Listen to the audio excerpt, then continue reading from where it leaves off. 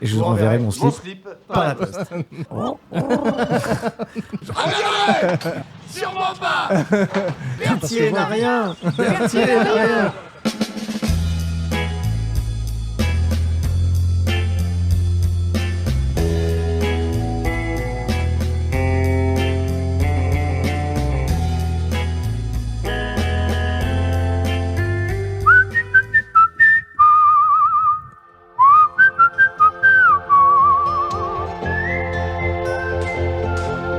Bonjour et bienvenue dans Kinopod, le podcast grand écran.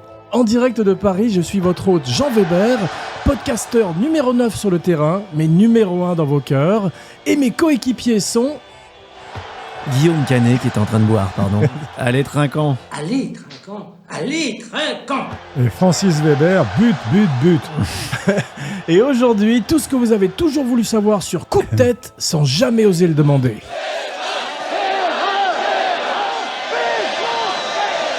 Ravi de vous retrouver, mes cinébodies, et pour l'un d'entre vous de t'accueillir avec joie pour la première fois dans l'émission, Guillaume. Merci d'être venu, coincé entre le père et le fils. Espérons que tu n'attrapes pas une maladie weberienne.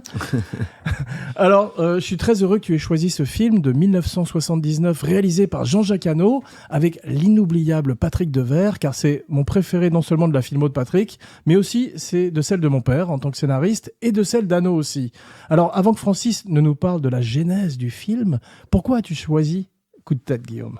Moi, c'est mon film de chevet, quoi. Je pense que c'est dans mon top 5 des plus grands films que j'ai pu voir. C'est un vrai chef-d'œuvre. Hein. J'adore les situations, j'adore les dialogues. Mais tu vas me montrer, merde. Mais merde. Remonte-toi toute seule. Merde. Remonte-toi toute seule. J'adore évidemment Patrick Devers, que je trouve extraordinaire. Trinquant m'avait oublié, mais moi j'oubliais pas Trinquant. Je trouve que toute la cruauté de ces personnages, Il y a le primate qui nous invite à dîner. le décalage de ces personnages, le cynisme, voilà, il y a des scènes cultes. Silence. La scène du dîner, Nom de Dieu. quand il vient et petit à petit, il va leur retourner complètement la situation. Je trouve ça formidable. Je trouve que le scénario, ce qui est raconté, comment il va mettre en place un peu cette vengeance, tout ce que ça raconte, ce microcosme en fait, qui est ce village de Trinquant en fait, qui représente quelque part aussi un peu plus que ce village qu'on pourrait imaginer comme beaucoup plus grand que ça. Non, j'adore les personnages, j'adore Jean Bouise. Ça ne va pas être simple maintenant de le refoutre en tôle. J'ai fait mon premier court-métrage qui s'appelait Sans regret. Notre star du film, parce qu'on n'était que des gens totalement inconnus. Quand j'ai fait ce truc-là, j'avais 16-17 ans, je tournais en Super 8, on faisait des travelling au caddie et tout ça. Et c'était François Derek Pour les passagers pour pas m'endormir, qui joue le camionneur. Ah ouais. Et qui dit, tu veux pas me parler pour pas que je m'endorme? je tombe toujours sur des mecs qui parlent pas. Nous, on lui avait demandé de jouer dans le film, et pour nous, c'était la star du film parce qu'il jouait dans Coup de tête, quoi. C'était tout d'un coup, le mec, c'était la référence. Et voilà, et c'est vrai que j'ai mis un extrait du coup de Coup de tête dans les petits mouchoirs. Ah ouais, mais tu as samplé aussi Francis encore dans Astérix que j'ai Ouais, vu, exactement. Il n'y a pas de sable mouvant dans cette région. Mais si tu veux mon avis, il serait temps de le signaler. Ouais, au sable mouvant. de la chèvre avec Ouais. Pierre Richard. Mais c'est cool. À propos de Pierre Richard, c'est ton premier Perrin qui ne soit pas Pierre Richard, celui-là dans Coup de tête. François Perrin. Monsieur François Perrin pour Monsieur de Blénac. Non, j'avais... oui, je crois, parce qu'effectivement... oui. ouais. Et, Non, je crois, parce que Pignon, c'était Brel, le premier. François Pignon. et au départ, donc, c'est un sujet d'Alain Godard qui s'appelait Le Hareng, Oui. qui n'a pas grand rapport avec ce qu'il y a à l'arrivée. Non, c'est-à-dire que, en fait, Godard avait écrit un truc sur le foot, là, et Poiret, le patron de Gaumont, m'a appelé en me disant « Lis-le et dis-moi ce que tu en penses ». C'était pas terrible. Et Hano avait très peur de moi, parce que, tu sais, moi, j'étais le vaudevilliste qui arrivait dans le football. Et ça a été un des scripts les plus difficiles que j'ai eu à écrire. Parce que la plupart des metteurs en scène pour lesquels j'ai travaillé avant de faire de la mise en scène moi-même n'étaient pas des scénaristes. Et j'en ai eu beaucoup. J'ai fait 18 films comme scénariste. Et j'ai eu alors Houry, j'ai eu Hano, j'ai eu Molinaro, Lautner, Granier de Fer, De Broca, etc. Pas beaucoup touché leur bille dans le scénario.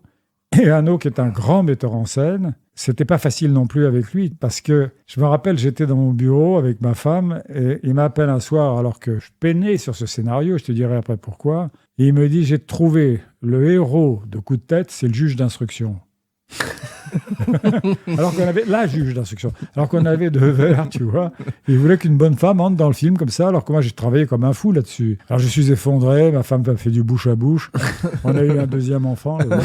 Voilà, c'est pour ça que je suis toujours ici aujourd'hui. Donc ça a été atroce à écrire. Et c'est très drôle parce que dans les mémoires de Hano, il a fait un gros bouquin qui sont ses mémoires, très intéressante d'ailleurs parce que comme c'est un metteur en scène de grands spectacles, il doit arriver des trucs étonnants que tu peux imaginer sur la guerre du feu et sur ces choses-là. Mais là, il dit page 100 précisément. C'est marrant parce que la plupart de gens me disent, en lisant, en voyant Coup de tête, on dirait pas un de vos films. C'est un aveu effroyable. Parce qu'en fait, c'est vrai que j'étais bien seul sur le film comme scénariste. En même temps, c'est un compliment pour moi, évidemment. Mais moi, je trouve que c'est un de ses plus beaux films, personnellement. Mais c'était très difficile à faire. Et je vais t'expliquer pourquoi c'est difficile à faire. C'est parce que, en fait, dans un western, quand un type arrive chez lui, sa femme a été scalpée, alors il prend ses revolvers, il arrive et il descend les méchants. Que ce soit des Indiens ou des vilains cow-boys. Et là, mais c'est un type, bon, il avait fait quelque chose de dérisoire. Je voudrais foutre le feu à cette putain de ville. Il ne pouvait pas revenir dans le village avec 2 colts et tirer sur les gens. Et pendant des semaines, je dis bien des semaines, je me suis dit, mais comment on peut faire revenir ce type dans ce village et que ce soit quand même une bonne deuxième partie? Je vais faire du stock-car dans ta vitrine, mon salaud. Je vais tout bousiller chez toi, ça, jusqu'à tes pompes à essence, ça sera plus un garage que t'auras, ça sera un cimetière de voitures. Et je dis, et si c'était le village qui se vengeait de lui-même par peur? Il passe pas. Il peut arriver à la vitesse qu'il veut, là, il passe pas. Et ça, c'est très dur à trouver. Là, il passe. Hein? Là, il passe. Quoi? Ce qui fait qu'ils ont peur de tout. C'est-à-dire qu'ils disent, non, il va venir, il va me casser ma vitrine, tu vas voir. Là, ça passe pas. Ça passe. Regarde, regarde ma sassine,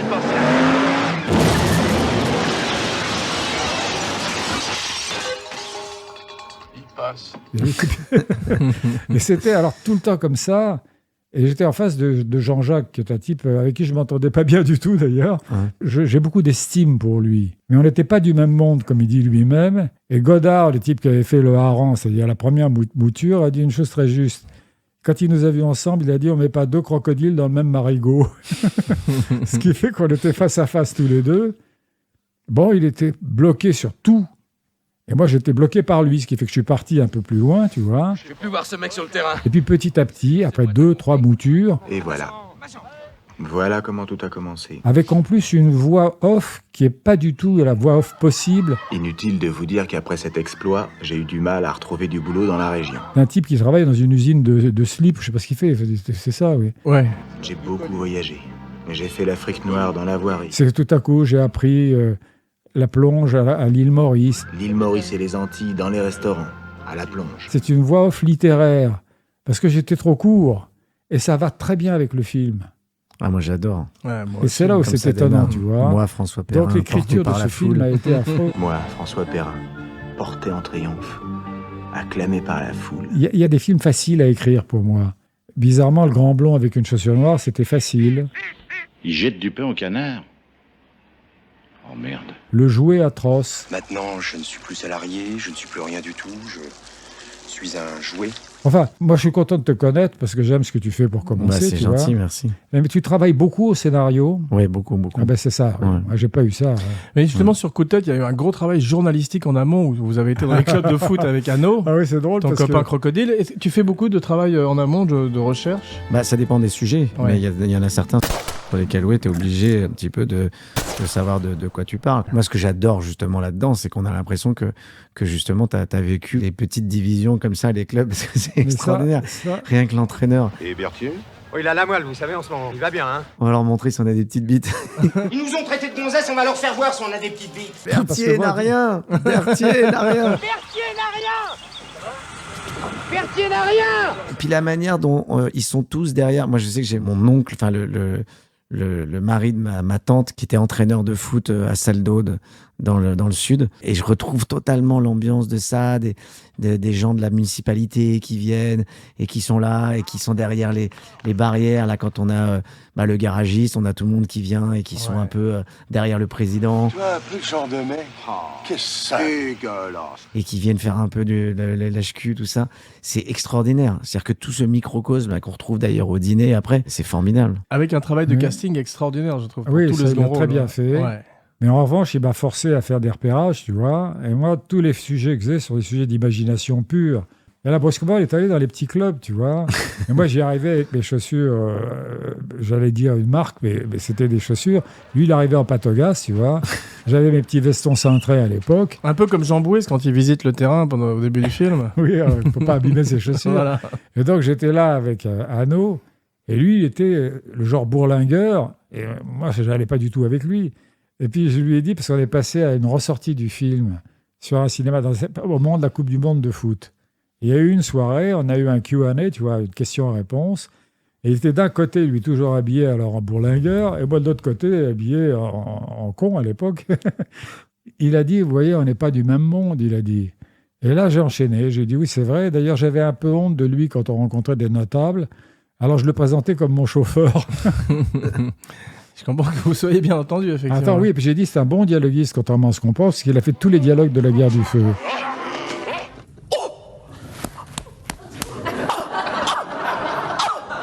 Il va pas bien, quoi. C'est pas gentil. Non, c'est pas bien entendu parce que c'est très difficile de travailler avec un metteur en scène qui est un magnifique metteur en scène. Tu trouves que sa mise en scène est très bonne. Ah, fantastique. Mais je trouve que c'est peut-être de cette friction-là qu'est né aussi un film unique et intemporel. Peut-être. Mais en tout cas, il y a une chose, c'est que Poiret n'y croyait pas du tout. Alain Poiret, le patron de Gaumont, il disait jamais un film sur le sport n'a marché, à part Les Rois du sport avec Milton. Milton, c'est un vieux comique, etc. Bon, on était comme ça. Le lendemain de la sortie du film, il y a Rocky qui est apparu. Ah ouais. Jamais les films de sport n'ont marché, tu vois. Ouais. Et d'ailleurs, le score de Coup de tête n'a pas été extraordinaire par rapport à ce que je faisais d'habitude. C'est devenu un film culte par la suite. Oui, c'est ça. Mais ça arrive, tu sais. Hein, ouais. Mais Poiret ne voulait pas de verre non plus parce qu'il était parti de la Carapate. Qu'est-ce que c'est? Donc comment jamais ça? Il avait été remplacé par Lano et puis en plus il y avait les problèmes de drogue, donc il voulait Depardieu pour jouer le rôle. Ouais, j'ai préféré Devers, effectivement. Pourtant j'adore Depardieu. Mais je me rappelle, on a déjeuné avec Devers et Hanno. Et Devers était plus intéressé par moi, qui écrivais, que par Hanno. Et de temps en temps, par Hanno, c'est bien. Ouais. De temps en temps, il se tournait vers Hanno comme ça. Il disait, mais pourquoi tu as tes lunettes sur ta tête comme ça? Et l'autre disait, c'est pour pas les perdre. Il était un peu affolé. Il n'a pas trop souffert, sauf à la dernière semaine avec lui. Sinon, il a été très gentil. Ouais, et puis il est lumineux d'ailleurs. C'est l'anti-Franck Poupard. Dedans, il est vraiment très en forme physiquement et je trouve qu'il rayonne. C'est un vrai héros. Quand tu parlais de western, avec ce café, le penalty, c'est un saloon, et lui est une espèce de cow-boy, un homme sans nom comme Eastwood.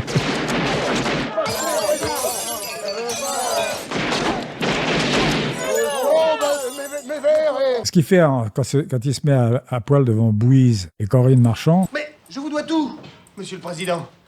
Alors, je vous rends tout. Et je vous renverrai mon slip par la poste. Je vous renverrai mon slip par la poste. C'est bien. Ah mais je le connais par cœur. Tu le fais très bien en plus. Il y a un petit temps. Je vous renverrai mon slip par la poste. Au revoir madame. Il y a très peu de films où j'ai été cauchemardé comme ça. Il y a Le Jouet. Parce que Le Jouet, je l'ai raconté, tu vois. Je suis assis à côté de Terence Young. J'étais assis à côté de Terence dans un dîner que donnait François Chalet, qui faisait le festival de Cannes à mon époque, tu vois. Et puis, bon, ce type avait fait beaucoup de choses, dont James Bond. Ouais. Il me dit, qu'est-ce que vous faites en ce moment? Alors, je commence à lui dire le sujet du jouet. Ça.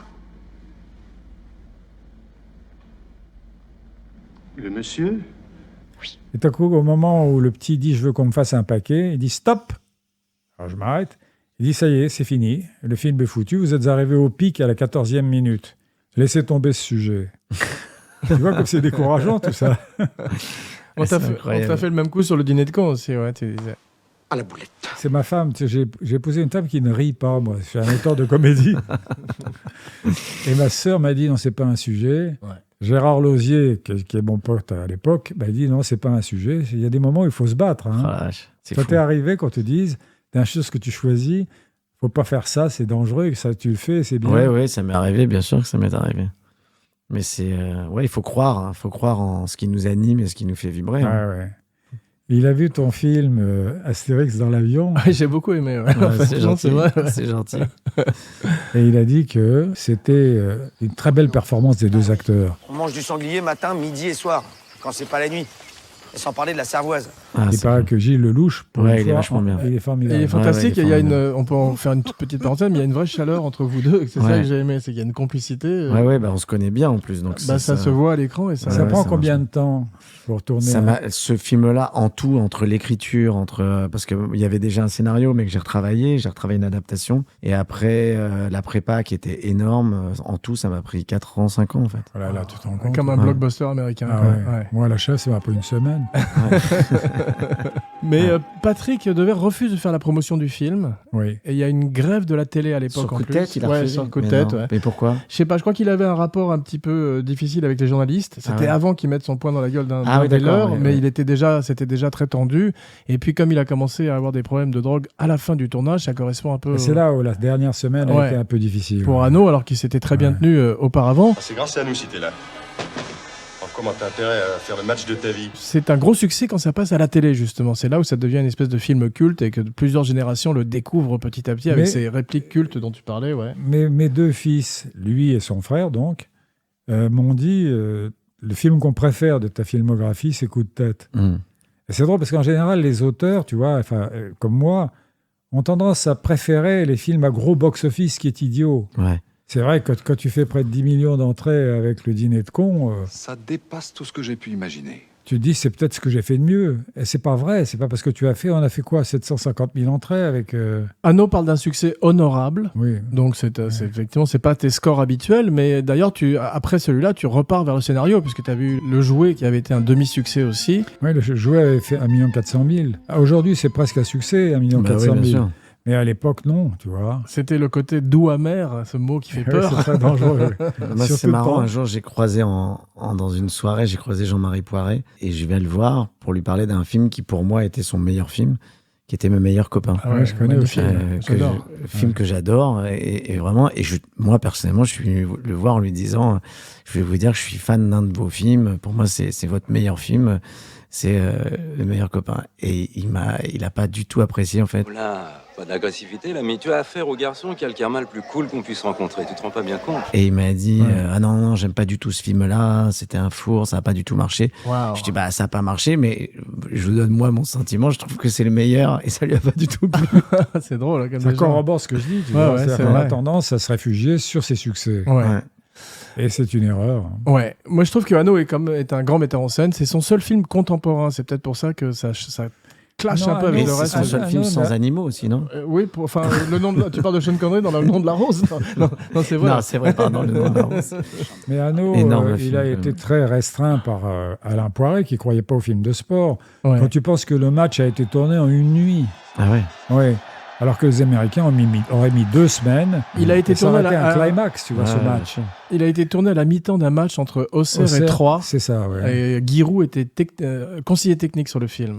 Et tout le monde a dit que Patrick n'était pas du tout un bon footballeur. C'est il a quelqu'un qui le double d'ailleurs sur le terrain. Ouais. Ah ouais. Ouais. Il jouait effectivement très mal au foot, mais pour terminer sur Hano, c'est comme les grands metteurs en scène, c'est des grands casteurs d'acteurs. Et on parlait de ses seconds rôles, mais des gens comme Michel Aumont, Paul Leperson, je voudrais les citer quand même.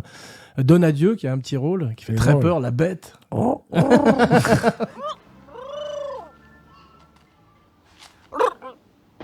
C'est extraordinaire. Guillaume, c'est que tu connais mieux le film que moi. Là. Oui, mais je l'ai revu là encore. Je le connais par cœur et je pense que je le vois une fois par an à peu près depuis tant d'années. Moi, je l'ai vu récemment. Et mon fils qui a 12 ans le connaît pratiquement par cœur. C'est drôle. C'est un passage. Ouais, je l'ai vu et j'étais touché, tu sais, parce que j'ai eu un moment de recul par rapport à l'effort. C'était un tel effort pour le faire, tu vois. Au service militaire, il y avait un adjudant qui s'appelait Colombette. Ce qui se dit à la fin du film, c'est une histoire qui m'est arrivée à moi avec un sergent-chef à l'armée. Il m'a emmerdé pendant 13 mois, tu peux pas savoir. Un énorme mec comme ça, avec un tout petit béret noir comme une kippa, comme ça, qui était posé sur sa tête.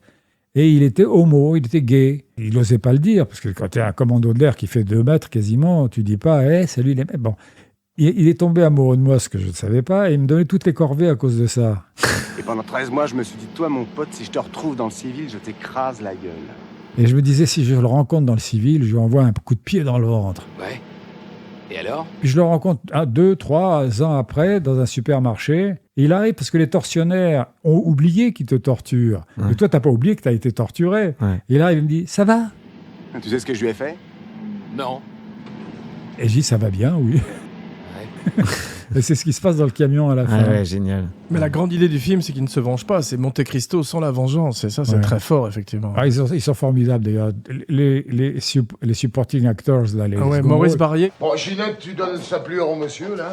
Qui ressemble à Charles Bronson. Ah ouais. T'as Hubert Deschamps. Quoi, le papier de Popino? Je leur une main, le papier de Popino. Tu l'as appelé Popino, merde, quoi. Comment merde? J'emmerde Popino? T'as Gérard Hernandez, fantastique. Et toi, ta chevalière? Ta chevalière s'appelle chevalière, on va par Simone, la foutra au chiottes! En chef de police avec sa chevalière. Et puis il y a comment il s'appelle cet acteur qui est extraordinaire. Michel Fortin qui fait le... Michel Fortin, non. Michel Fortin qui est magnifique quand il dit justement Bertine n'a rien, Bertine n'a rien. Ouais. Ou alors je le fais moi. Bon, bah alors je joue. Tu dis... Je prends numéro 3. Bon, c'est vrai que j'ai pris un petit peu, il a son bide comme ça, il est dans le C'est truc. bien filmé, tu vois le ventre. En défense, je peux peut-être y arriver. Il y a une réplique dans le film dont je suis particulièrement fier, parce que c'est pas des répliques, tu vois, très spectaculaires, mais c'est quand il cherche un boulot. Maintenant, faudra lui trouver du travail. Et tout à coup, il y en a qui dit, mais la piscine municipale. Parfait. Il est maître nageur à la piscine municipale. Il sait nager? Complique pas, toi. Complique pas, il lui dit ça. Moi, j'aime bien C'est d'Alban, c'est d'Alban dont je parlais. Ah ouais, bien sûr. J'adore cette scène quand il est dans le bus, quand il dit tu sais, je suis content que tu sois là. C'est vrai. Je suis bien content. C'est le seul Moi, je t'aime personnage bien. positif du Ouais, film. qui est un peu sympa, puis qui se marre un peu de voir tout ce bordel. Ouais, Oui, il a un tout petit rôle, mais c'était avec ses cachous. un formidable acteur. Et un grand ami d'Alain Poiret, ils étaient toujours... il était dans tous ses Je films. suis allé très souvent chez Alain Poiret. Ouais. Et il était passionnant et un peu pathétique parce qu'il avait près de 80 ans. Il était amoureux fou de Sylvie Vartan. Ah ouais. Ouais. Mais platonique, c'est-à-dire qu'il allait la voir à tous les concerts, etc. Et j'imaginais, tu sais, ce soir je serai là, plus belle d'Alban dans la salle. C'est touchant. Et il faisait la voix de Clark Gable. Nous avons dû choquer la Confédération, Scarlett. Ah ouais. En Ça, doublage. c'est étonnant. Quand tu vois d'Alban, c'est étonnant. Mais immense acteur. Le club de foot, c'est le club du président Sivardière, et l'usine, c'est l'usine du président Sivardière. Et la voix off, c'est un truc qui était là dès le début ou tu l'as rajouté par la suite? Ah, j'étais obligé de la rajouter, oui. Ouais. Parce que c'était un sujet court. J'ai compris qu'il y avait deux façons de porter une veste blanche, comme un homme ou comme un garçon. Il y a un truc qui m'avait frappé, je l'ai déjà raconté, mais je peux le re-raconter, tu vois. C'est qu'on était installés. D'abord, quand tu fais le tour du stade, tu as une espèce d'anneau de vinasse autour. Comme ça, C'est un anneau. tous les supporters, la laine des supporters, tu es sous en tournant autour du stade déjà. Et puis on s'installe, il y avait un tout petit arbitre, c'était en plein hiver, avec quasiment les cuisses bleues, tellement il avait froid. Et il courait comme un malheureux dans ces deux équipes de division d'honneur. Tout le monde criait « Au chiotte l'arbitre ! Au chiotte l'arbitre !» Et à la mi-temps, je dis à Arnaud, je descends aux toilettes, et l'arbitre était au chiotte. Et je lui dis, il ne faut pas être obéissant comme ça. Il n'a pas compris, il était là comme ça. Mais Devers est en pleine forme, il est très athlétique dans le film, il n'arrête pas de grimper le long de façades. Tu bouges pas, hein? Et il le fait de façon... Ce qu'il fait avec l'échafaudage, il faut le faire. C'est incroyable. La femme, l'actrice qui joue la femme de Marie. joue magnifiquement bien aussi. T'es complètement malade. J'ai pas fait exprès. Ils sont tous bons, même le type qui dit ça passe. Il passe. Quand il passe, oui. Ouais. Quand il dit il passe pas, il passe. Puis avec son tireur Michel Bon, quand tu regardes. Elle est marrante, celle-là. Mais tire-toi, toi, qu'est-ce que tu fous là pendant les photos? Il se marre comme C'est ça. un quand immense acteur, Ah Michel. oui, c'est bien, on l'avait dit, quand il fait les photos. Et l'autre, il mime de donner des coups de pied dans le pneu comme si c'était un ballon. Ouais, c'est bon ça. C'est bon. Il fait c'est bien ça.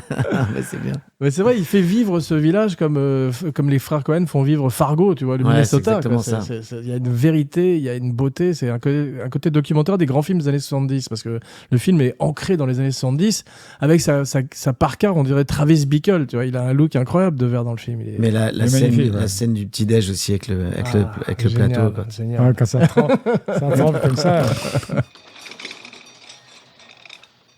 Il y a un truc qui est formidable, c'est la gifle et quand il perd sa chevalière. Il dit j'ai maigri comme ça. Oh bah merde.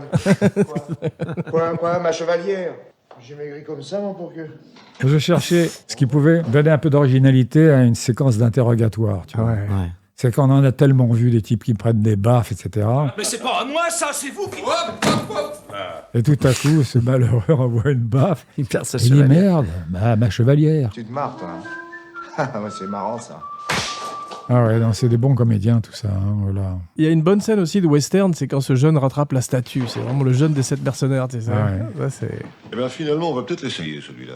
très bien foutu. Il y a des idées tout le temps, comme ce gros qui... Le quart des joueurs s'est viandé, t'as un gros qui arrive et qui vomit sur le chauffeur. Et on le retrouve après, un peu plus tard, avec Mario David. Il y a un plan de coupe où il vomit une deuxième fois. Ça, c'est écrit, ça, que le mec vient en Je vomissant. suis pas sûr. Ah ouais. Non, mais sais, la c'est deuxième content. fois. Je cherche toujours à tirer la couvrante, mais là, je suis pas sûr que ce soit à moi, ça. Ouais. Parce que c'est une bonne idée. Ah, ouais, c'était très drôle aussi que le mec vienne. Mais c'est possible. Ouais, dis donc, mais alors tu pourrais aller dégueuler ailleurs, merde. Je te dis, j'ai passé tellement de temps sur ce scénario. Et quand tu l'écrivais, tu te marrais en écrivant? Je suis jamais marré en écrivant. Jamais. Hein. Non, et puis en plus, ma femme me décourage parce que je lui fais une première lecture à elle. Et il y a qu'une chose qui la fait rire, c'est quand les gens tombent. Regardez devant vous, mon vieux. Oui, merci. Oh là là là là. Je peux pas mettre des chutes en permanence dans les films, tu vois. Et comment tu sais si c'est drôle, du coup? Je m'en doute, parce que je me rappelle, j'avais fait une lecture du dîner de cons à Los Angeles, et je suis obligé de prendre des Français. Je ne peux pas lire ça à 5 Américains, tu vois. Rire. Alors, j'ai des gens qui sont peut-être pas toujours très calés sur le scénario. Alors, il y avait le consul de Los Angeles, et une Le fille dîner de consul, pardon. Bravo. Et une fille qui était productrice. Je ne sais pas ce qu'elle avait produit, mais elle était productrice. Et je leur donne du papier et un crayon. Et normalement, ils sont censés noter des trucs qui peuvent m'intéresser, mais c'est pas ça qui m'intéresse. Moi, ce qui m'intéresse, c'est que quand je lis, je vois leur physique, leur corporel. Et c'est que ceux qui s'en vont comme ça. Parce qu'ils s'emmerdent dans une scène et leur regard part vers le plafond. J'accélère la scène et je sais qu'elle n'est pas bonne. Ouais. Alors, voilà ce que m'apprend la lecture. Ouais. Pendant toute la lecture, cette fille n'arrête pas de crier. Et je me dis, mais merde, qu'est-ce que c'est à ce point mauvais, etc. Et à la fin, je lui dis, Nicole, je ne dirai pas son nom, Nicole, mais qu'est-ce que tu as écrit comme ça tout le temps? Ah non, je dessinais, elle me dit. Alors déjà, elle était populaire à mes yeux, et je lui dis, mais tu as quelque chose à dire sur le film? Et elle me dit, j'aime pas beaucoup, il s'appelle Juste Leblanc. Ah bon, il n'a pas de prénom. Je viens de vous le dire, juste Leblanc. C'est un jeu de mots un peu facile. C'est un des plus gros rires. C'est un des plus gros rires. Il faut se méfier des gens. Pourquoi c'est dangereux? Hein. C'est marrant parce que moi je fais un film qui sort bientôt avec un réalisateur qui s'appelle Juste Philippot. Et partout sur les réseaux sociaux, dès que j'ai posté des choses, il y a la vanne de tout le monde qui fait mais Juste, c'est son prénom. Leblanc, c'est son nom, et c'est juste son prénom. Mais tu bosses énormément, dis-moi. Ouais. J'ai pas reçu ton mandat ce mois-ci. Non. non, mais c'est vrai, bien, c'est bien. Ce que tu fais est bien. Ouais. Et tu montes toujours? Un petit peu. Ouais. Beaucoup moins qu'avant. Mais tu as fait des concours hippiques? Ouais, beaucoup. Ouais. Ouais. Rochefort était très calé aussi. Ah ouais, bien sûr. Oh, excusez-moi. C'est là que je l'ai rencontré, Rochefort. Je l'ai rencontré, j'avais 14-15 ans. Quand je faisais les concours, justement, c'était l'acteur qu'on voyait tous les week-ends. Donc, on était assez impressionnés de le voir. Et puis, c'est quelques années plus tard où moi, je faisais du théâtre et des téléfilms. Je faisais pas encore de cinéma. Et un jour, je l'ai venu voir une pouliche qui était née chez nous. Et il m'a demandé, il me dit, mais qu'est-ce que vous faites dans la vie? Je lui dis, je suis acteur. Enfin, j'essaie. Il me dit, oh, je le savais, vous avez la gueule à ça. et là, il m'a branché sur un film qui s'appelait Barracuda. Bonjour, je suis votre nouveau voisin, alors comme on a presque cohabité, je suis content de vous connaître, je m'appelle Luc. Où j'ai fait je me rappelle de Barracuda. Je me suis retrouvé avec le metteur en scène qui m'appelle hyper agacé en me disant oui, Monsieur Rochefort m'a demandé de vous rencontrer, alors je vais suivre les ordres de Monsieur Rochefort et il faut qu'on se rencontre. Et je lui dis non, on va pas se rencontrer. Puis là, il y a eu un petit temps au téléphone. Je dis non, moi si je fais un film avec vous, il faut que vous ayez envie, donc soit vous me faites passer des essais et je vous convainc, sinon on laisse tomber. Eh ben dis donc. Et puis c'est pas sympa de la part du mec, hein, franchement. Non, mais c'est une bonne réponse de ta part, Antoine.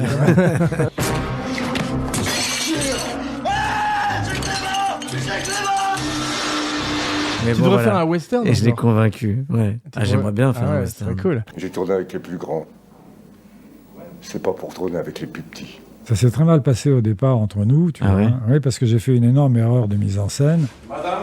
J'ai commencé par les plans larges. Messieurs, bonjour. Bonjour. Puis ensuite, j'ai décliné, tu vois. Et quand je suis arrivé au gros plan, il était fatigué.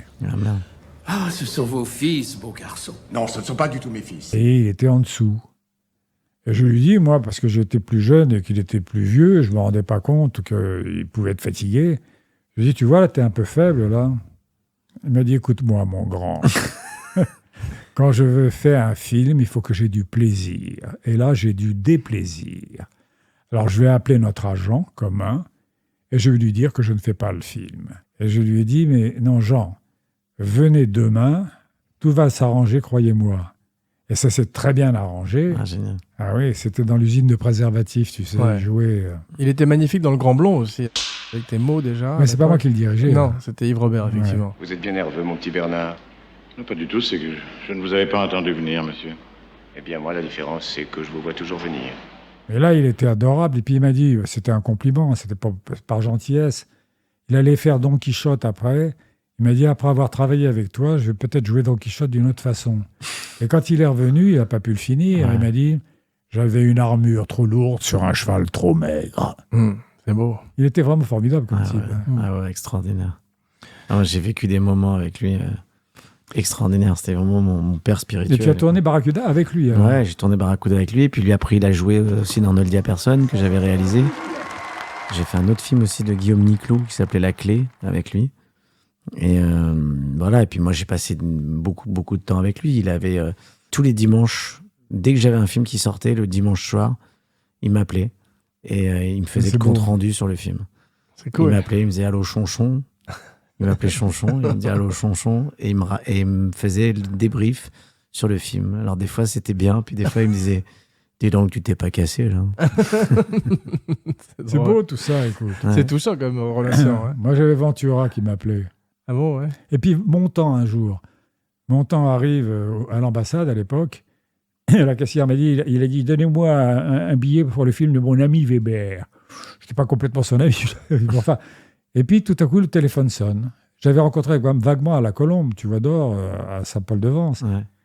Allô, bonjour, c'est Yves Montand. Et je dis oui, bonjour. Il y a une petite longueur dans le film, là. C'était Les Fugitifs, tu sais. Il y a une petite longueur, là. Il faut faire attention, mon grand. J'ai dit oui, merci. C'est vrai que j'étais beau. Un peu le style agent secret, James Bond, vous voyez.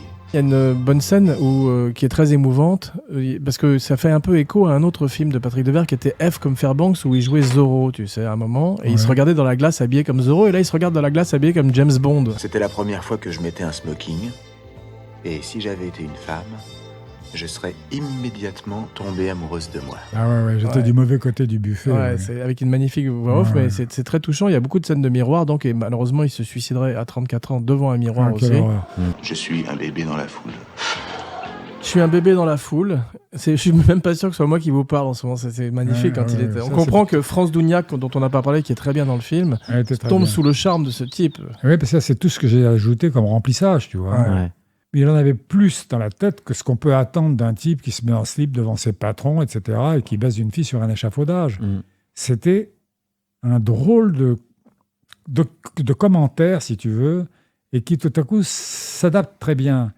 Un peu comme la musique russe, tzigane, flûte de Pan qu'il a mis sur Cosma. Zamfir, ouais. Zamfir sur Le Grand Blond. Ouais. Ouais. Il y a des idées formidables qui sont peut-être celles que tu as justement trouvées dans ton travail journalistique en amont, comme le billet déchiré en deux, la machine à laver, le plein d'essence, Ah non, ça, c'est l'habitant. Arnaud. Ça, c'est Arnaud qui a trouvé ça. Ouais, parce qu'il connaissait bien le milieu, tu vois, il avait fait une vraie enquête. Le premier qui marque, hein. Repas gratuit pendant 1 mois au pénalty, hein, c'est d'accord? Si vous marquiez un but, c'est tout ce que tu as connu, toi, Ouais. avec ton oncle. Et plein d'essence gratuite pendant 1 mois aussi au premier but. Et moi, il y a une scène que j'adore, dont on n'a pas parlé, c'est la scène où il va pour violer la femme du président. Parce que j'ai cru comprendre qu'à Trinquant, les vedettes du foot avaient le droit de violer une fille ou une femme de notable. Alors, j'ai choisi la vôtre, monsieur le président. Et que finalement, il s'en va et elle est presque déçue. Mais qu'est-ce que vous faites? Elle était pas contente. On voit elle. dans son regard qu'elle est presque contente qu'il lui arrive quelque chose. Et j'adore cette scène. Corinne C'est Marchand, Ouais. qui est très bien. Surtout qu'elle avait vu en slip, je suppose que Bouise Ouais, en c'est slip, ça. c'était moins gay. Tu Ouais, vois, je c'était- pense. Quand je vous ai vu en slip dans le bureau de mon mari, je ne pensais pas que ça se terminerait comme ça. Enfin, écoute, c'est un étonnant souvenir. C'est un souvenir de peine énorme et en même temps de récompense formidable, parce que les gens ont l'air d'aimer le film vraiment, tu vois. C'est pas... Ah ben moi, je peux te le dire, parce que moi, je sais que tous les gens de ma génération, c'est un film culte. Vraiment C'est culte, fou, en ouais. fait. C'est ce que m'a dit Baffy, d'ailleurs. J'étais passé chez Ah Ruquier, ouais, et Baffy m'a dit, non, c'est fantastique, etc. Mais beaucoup quand même de tes films sont des films cultes. Hein. Enfin, tu le sais quand même, enfin, tu l'imagines. Oui, enfin, tu sais, je vais dire, j'ai une chance énorme, c'est que j'habite la plus grande partie de l'année à Los Angeles, et personne ne me connaît, tu vois. Ce qui fait que c'est ici que je suis surpris. Je suis allé dans un grand restaurant avec Jean l'autre jour. On me fait venir en cuisine, on me fait faire des selfies. À Los Angeles, tout le monde s'en fout. Bien, merci mes cinébuddies pour ce voyage dans un des joyaux de la filmo de Francis. Guillaume, tu as fait un match exemplaire. Tu reviens quand tu veux sur le terrain. Merci. Papa, c'est pas avec les pieds qu'on fait un podcast, c'est avec les couilles. Et tu as été à la hauteur. Ah, dis donc, ça doit faire mal quand même. Enfin, ce que je voulais dire, moi, c'est que j'étais ravi de te connaître, Guillaume. Ah, moi aussi. Parce qu'on est d'une autre génération, fatalement. Tant mieux pour toi. Ouais. Et c'est vrai qu'il y a des gens que je remarque dans cette génération-là. Tu as fait vraiment partie. Bah, écoute, merci. Voilà. Infiniment. Donc, on peut repartir tous heureux, là, non? Avant, on se retrouve dans quelques jours pour un podcast grand écran. En attendant, n'oubliez pas de liker, de partager, de commenter, de follower et de vous abonner partout où vous écoutez Kinopod. Et maintenant, voici venue l'heure de dire vos noms et vos phrases signatures, la fameuse catchphrase.